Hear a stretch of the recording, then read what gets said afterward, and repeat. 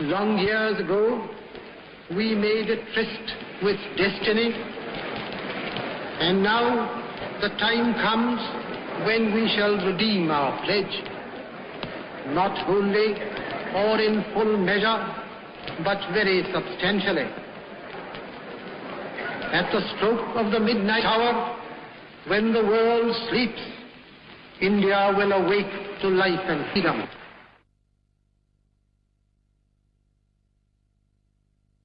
A moment comes, which comes but rarely in history, when we step out from the old to the new, when an age ends, and when the soul of a nation, long suppressed, finds utterance.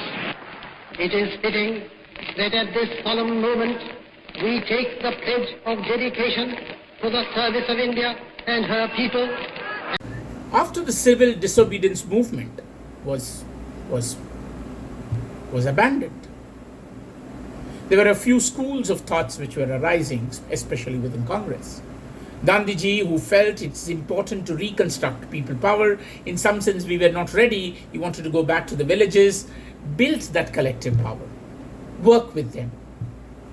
Whereas it's slightly the older school felt that the legislative structure or the constitutional structure which was provided by Britain, although not perfect, we must exploit it, and they wanted to exploit that. There was intense debate about it. It was Nehru who stood a little different, and he, along with the leftists, and he specifically articulated the idea of Marxist framework of struggle.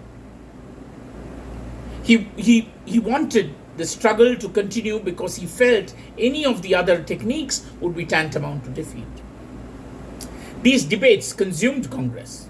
It was Gandhiji who often would come between them and bring them all together. But this was also the time Nehru felt that his and Gandhiji's ways of working were very different.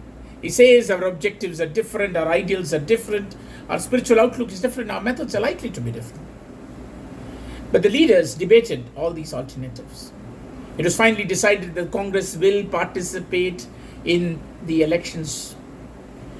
It was a method to win these elections and bring social change.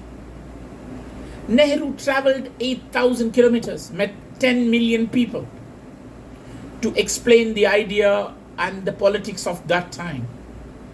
Congress won 70% of its seats, and Nehru was one of the most important leaders behind it. Not to forget, Gandhiji did not visit a single electioning campaign. So Nehru was a man of reason, and sometimes one can think of him of two types of reasoning, right? One reasoning is the scientific reason. His friendship with Mahalanobis, his friendship with Einstein tells you that how he looked at reason of science as a way.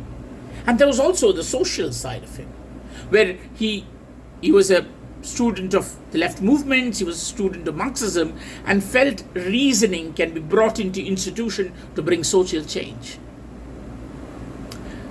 On that note, a very happy Independence Day.